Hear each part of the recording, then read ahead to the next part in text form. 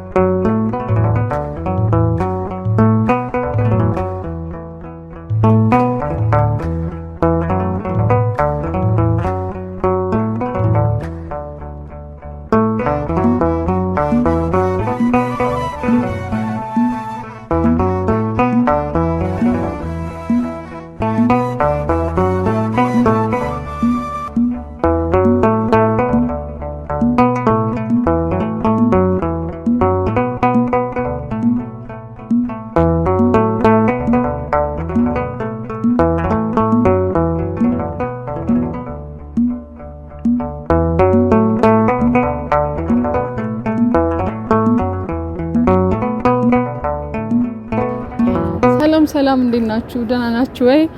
ይሄ ኢየሩሳሌም ሚዲያ ነው።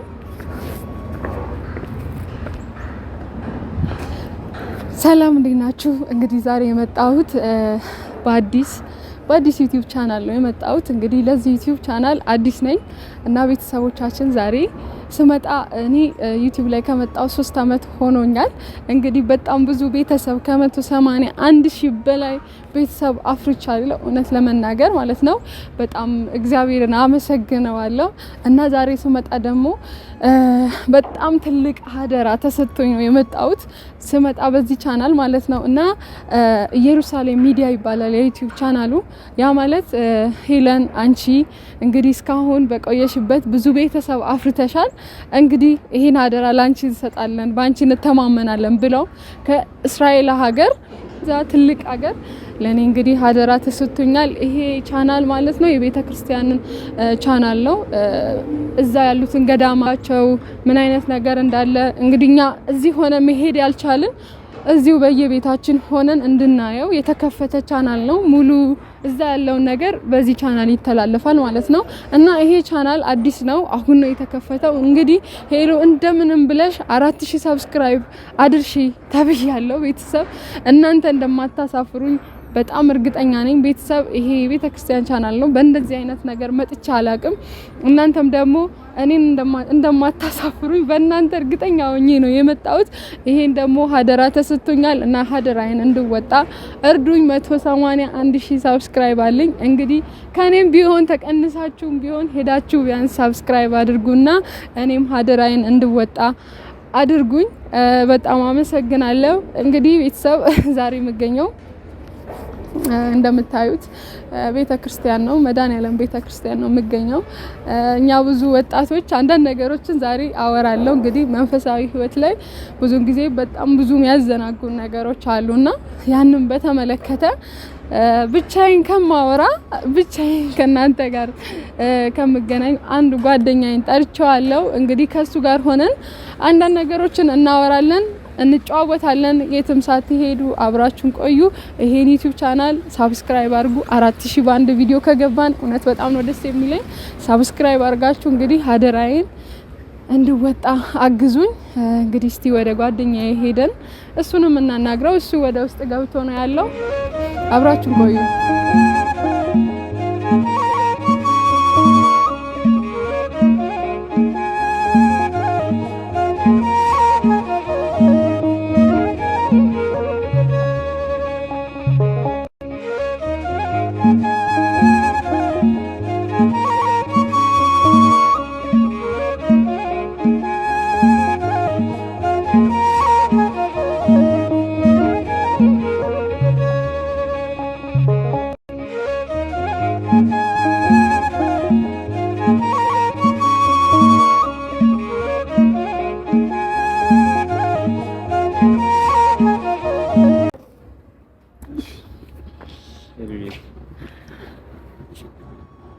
እንዴት ነሽ? ቆይታ አሪፍ ነበር። ሰላም ነው።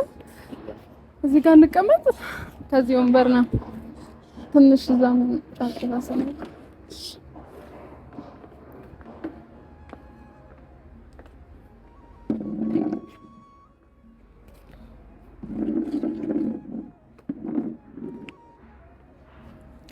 አምሮብሻል። አመሰግናለሁ። እንትን በጣም ነው ያማረብህ።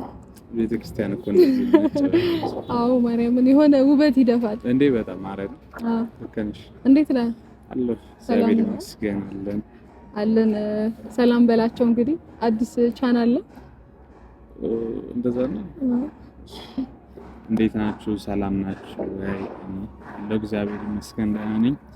ዛሬ እንግዲህ እንደዚህ መተናነቅ መንፈሳዊ ነገር ያው በቲክቶክ ምናምን ካልሆነ በዩቲዩብ በእንደዚህ ነገር መተናነቅ በጣም ደስ ብሎኛል። አዎ እኔም በጣም ነው ደስ ያለኝ። የምር ጥሩ አቀባበል እንደምታደርጉልን ተስፋ አደርጋለሁ። አዎ እና ቤተሰብ እስቲ ከመጣን አይቀር አንዳንድ ነገሮች እንጨዋወት። ብዙ ጊዜ እኛ ወጣቶች ነን፣ ብዙ የሚያሳስተን ነገር አለ እና ያው መንፈሳዊ ህይወትና ወጣትነት እንዴት ነው እስቲ ንገረኝ አንተ ጋር። በጣም ከባድ ነገር ነው እዚህ ምድር ላይ ወጣትነትና ሃይማኖት ትንሽ በጣም የሚጋጩ ከእምነትሽ ጋር የሚያጋጩሽ ታይም ነው ወጣትነት ጊዜ ማለት እና እጅግ በጣም ፈታኝ ነው። ይሄንን ጊዜ የሚያልፍ ሰው በቃ ለኔ በጣም ጀግና ሰው ነው ብዬ አስባለሁ። ምክንያቱም ከራሴ ከላይፌ በጣም ብዙ ነገሮች የሚገጥሙኛሉና በምን አይነት በቃ ፈተና ይበዛብሻል።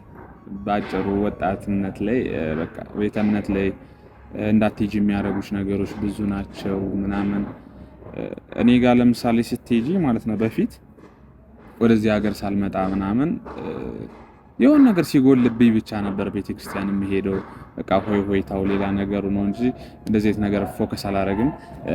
በፊት ግን እንዴት ነው ለሆነ አመታት ያክል በልጅነት እድሜ ያው ሁሉም አንድ የኦርቶዶክስ እምነት ተከታይ እንደሚያሳልፈው ሁላችንም በሰንበት ትምህርት ቤት ነው ያለፍነው ብዬ አስባለሁ። ሁሉም ሰው ልጅ እያለና ለ4 አመታት በዛ ውስጥ ነበር ያለፍኩ። ግን ከዛ በኋላ የሆነ ጉርምስና የሚባለው ነገር እየመጣ ሲሄድ እየራቅሽ ትሄጃለሽ እና አሁን እዚህኛው እድሜ ላይ ስደርስ ይሄ አለ አይደለ የእሳት ጊዜ የሚባለውን አልፌ የሆነ ትንሽ ወደ ቀዝቀዝ ወደ ማለቱ ሲሄድ ነው ሞር እየገባኝ ኢቭን ጸሎት ሳላረግ መተኛት አልፈልግም። በደንብ ጾም ከሆነም በተቻለ መጠን እጾማለሁ ምናምን እና እንደ ድሮ ሲከፋኝ ብቻ ወይም ሲጎልብኝ ብቻ ሳይሆን ሲሞላልኝም ስደሰትም በተቻለ መጠን ቤተክርስቲያን ለመምጣት እጠራለሁና ምናልባት ትምህርት ከሆናችሁ እየተገበርኩት አይደለም፣ ግን በምንም አይነት ሁኔታ ብትሆኑ ወጣቶች ወደ ቤተክርስቲያን ሂዱ፣ ጸልዩ። በቃ እና ደግሞ ላሰራችሁት ማህተብ ተገዢ ሁኑ። ምክንያቱም አንዳንድ ሰው ብዙ በቃ ማህተብ አስሮ ምናምን ግን ድርጊቱ ሰይጣን የሚቀናበት ድርጊት የሚያደርጋለ። በተቻላችሁ መጠን ከዛ ተቆጠቡ፣ ጸልዩ። ምንም ነገር በትዕግስትና ያው ትፈተኛለሽ፣ ግን ከታገስሽ ሁሉም ይሆናል እና ትንሽ ይሄ ጊዜ ከባድ ነው፣ ግን ለፈጣሪ በመቅረብ ነው እንጂ በመራቅ የወጣትነት ዘመናችሁን አታሳልፉ። ወደ ቤተ እምነት ወደ ፈጣሪያችሁ በመቅረብ የወጣትነት ዘመናችሁን አሳልፉ ነው የምለው እና ብዙ ጥፋት እናጠፋለን ይታወቃል። እንኳን እኛ ወጣቶች ከኛም የበላይ የሆኑ ሰዎች ያጠፋሉ። ንስሐ መግባት በተቻላችሁ መጠን በቃ መታደስ አለባችሁ። ይሄንን ነው የምለው። ከእናንተ ብዙ ባላቅም እንግዲህ የገባኝን እንደዚህ ብዬ ገልጸዋለሁ። ወጣትነትና ቤተ እምነት። አዎ በጣም እውነት ለመናገር በጉብዝና ወራት ፈጣሪህን አስብ የሚል ጥቅስ አለና እውነት ነው። ባይዘው እኛ ብዙ ጊዜ ወጣት ስንሆን በቃ ብዙ ነገሮች ያሳስቱናል። በቃ ያየነው ነገር ጋር ነው የምንሄደው። ወደዚህ ቤተክርስቲያን አይመራንም። እውነት ለመናገር ከስንት አንዴ ወይ እሱንም መተን እኮ አንቆይም ምናምን እና ብዙ ጊዜ ይሄ በብዙ ነገር እንታለላለን ምናምን። ወጣትነት ብዙ ፈተና አለው። ለዛ ነው ብዙ ልጆች ብዙ ወጣቶች ፈተና ገጥሟቸው እያለቀሱ እንዲሆኝ እንደዚህ አሳልፌ እና ደግሞ በእድሜያቸው ሄድ ያሉት ምናምን ስትጠይቃቸው ደግሞ ወጣትነታችሁ ላይ ወደ እግዚአብሔር ወደ ፈጣሪ ተጠጉ። እኔ እሱን ስላላደረኩ ዛሬ ላይ በጣም ነው የምቆጨው ምናምን ይላሉና እኛ ወጣቶች ስንሆን እንግዲህ ያው ብዙ የሚያሳስተን ነገር አለ። እኔም እውነት ለመናገር በጣም ብዙም ይሄን ያክል የቀረብኩ አይደለሁም፣ ግን በቃ ፈጣሪ ወደ ቤቱ ይመልሰን ነው የምለው እና ወደሱ ስንጠጋ ነው ብዙ በረከት የምናገኘው፣ ብዙ ነገር የምንጠቀመው እና ፈተናዎች ይበዛሉ። እኛ አሁን ስለማንቀርብ ወደዚህ ወደ ቤቱ ስለማንመጣ ብዙ ፈተናዎች ያጋጥሙናል ምናምንና ስንፈተን ብቻ ነው ወጣቶች ወደ ቤተክርስቲያን የምንሮጠው። ባይዘው የሆነ ነገር ሲደርስብን በቃ መተን ማልቀስ ምናምን፣ ያ ነገር ደግሞ ሲፈታ በቃ ለምን ብለን ነው የምንጠፋው፣ ከኔም ጭምር ማለት ነውና መምጣት እየቻለን አንመጣም፣ ሁላ ቅርብ ሆኖ ምናምን አንመጣምና ብቻ ፈጣሪ ልቦና ሰጥቶን እንግዲህ ወደ ቤቱ ይመልሰን እና ደግሞ እኔ እውነት ንስሐ የሚባል በጣም ጥሩ ነገር አለና ወደ ቤተክርስቲያን ስንቀርብ እንግዲህ ንስሐ በጣም አሪፍ ነው ባይነኝ። ከብዙ ስህተቶች ይመልሰናል እና ወጣቶች እኔ በበኩሌ የምመክራቸው እኔም እንደዛው አይደለሁም፣ ግን ንስሐ ግቡ። ንስሐ በጣም አሪፍ ነው። ወደ እግዚአብሔር መቅረብ ጥሩ ነው ባይነኝ። ያው እኔንም እግዚአብሔር እኛንም ያበርታን፣ በቤቱ ያጽናን። ንስሐ በጣም ጥሩ ነው ባይነኝ። ልውል እንዴት ነው የንስሐ ህይወት? ንስሐ ገብተህ ታውቃለህ? አይጠየቅም፣ ግን እንዴት ነው? አዎ በእንደዚህ አይነት ነገር በጣም ደካማ ነኝ እምነት ላይ። እውነት ለመናገር እንዳልኩሽ አሁን እሻላለሁ። ምንም ጾሙም ላይ በቃ ሃይማኖት ላይ ቤተ እምነትም የመሄዱ ነገር ላይ ጸበል ቦታ ምናምን አሁን በቃ ድሮ እንደዚህ ዓለማዊ ነገር ላይ ነበር እንትን ምለውና ገና አሁን ይሄ እንዲ ነው ብትይኝ የምመልሰው ነገር የለኝም። ገና ይሄ የሃይማኖታዊ ነገርን እየጀመርኩኝ ነው ብዬ ነው ማስበው። እኔ አሁን በፊት እንደዛ እንዳልኩሽ በሰንበት ትምህርት ቤት ውስጥ ሳልፍ ምናምን እንደዛ ነበርኩ ብዬ፣ ግን የልጅነት ነገር ስለሆነ ያው ብዙም ኦብቪስሊ ኃጢአትም ምናምን ላይ ኖር ይችላል፣ የልጅነት ነው ምናምን እና በዛ ሰዓት አሁን አከራለሁ ብዬ ነበር ማስብ። ግን ዛሬ ላይ ብዬ ሳስበው ምንም እንደዛ አይደለም። ምሳሪያቸው ስራዎች ይለያያሉ ምናምንና እኔ እውነት ለመናገር በጣም ደካማ ነኝ ሃይማኖቴ ላይ። በዛ ነገርም በጣም ይጸጽተኛል እና አሁን እንደውም ይሻላለሁ። አረፈደም፣ አሁንም ቢሆን አረፈደም። ለምንም አረፈደም። ስለ ንስሐ የሚገርምሽ አሁን ብዙ እውቀት አለኝ፣ ግን የሆነ አንዳንዴ ትፈሪያለሽ። ከባድ ነው። አንቺ እንኳን ብዙ ጊዜ እሷ የንስሐ ሰው ነች፣ ብዙ ጊዜ ትገባለሽ። አይ ብዙም አይደለም እውነት ለመናገር እገባለሁ። አይ ሰው እኮ እንዲህ ነው ብሎ ያወራ። እኔ ለመስከረላት ብዙ ጊዜ እንትን ትላለች። እኔ ግን እንደነገርኩሽ በቃ እምነቴ ላይ ገና ይሄ ዳዴ እያልኩ ነው። ማርያምን እውነት ለመናገር በደንብ እንበረታለን።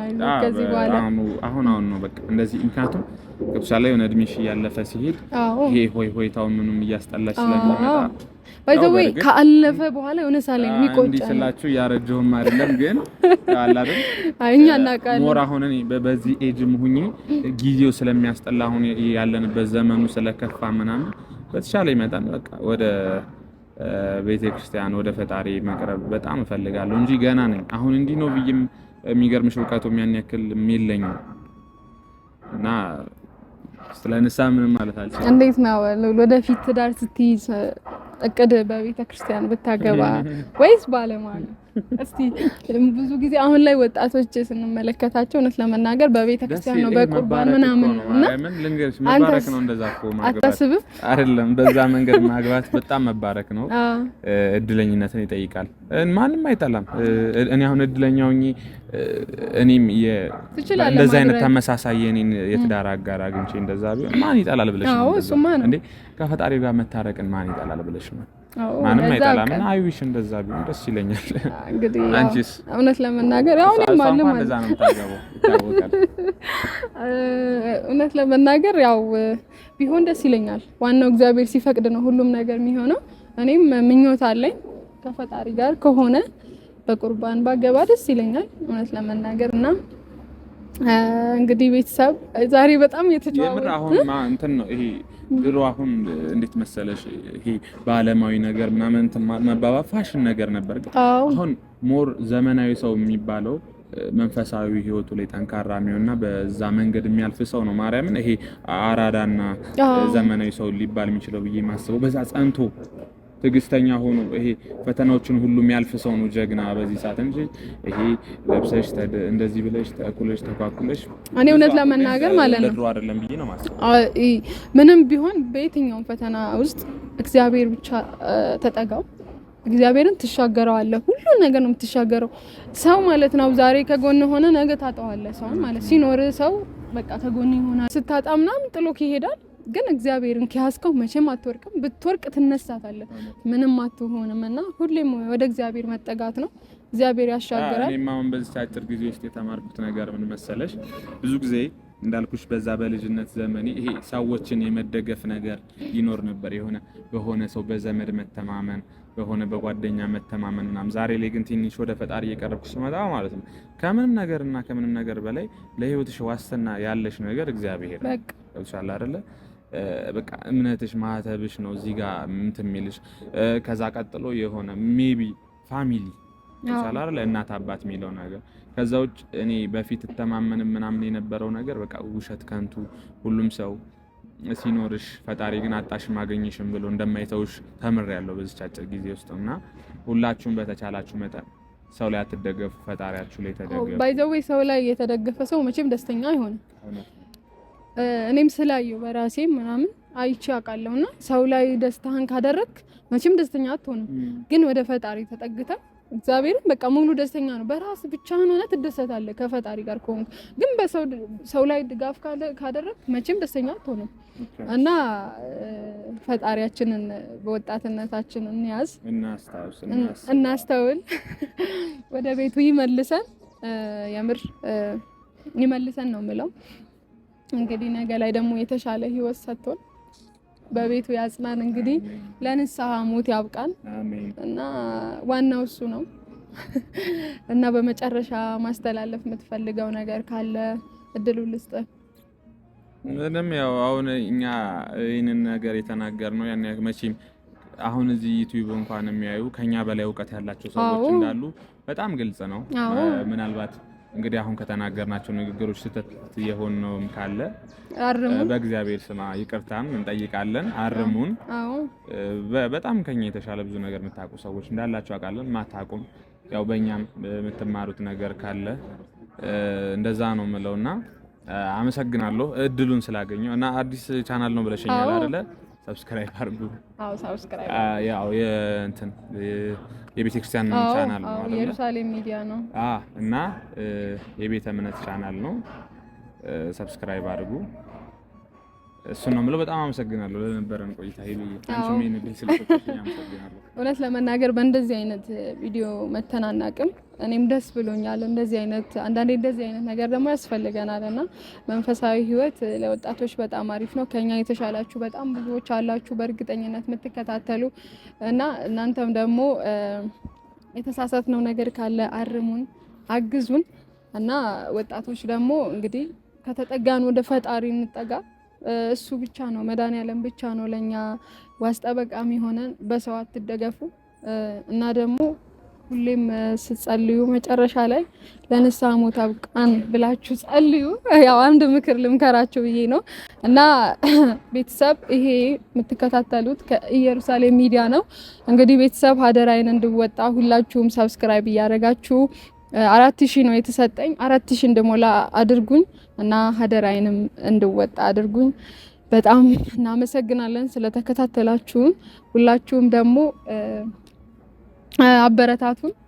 ይሄንም ቻናል ሰብስክራይብ አድርጉ። እንወዳችኋለን። ቀጣይ እስከምንመጣ ሰላም ሁኑልን።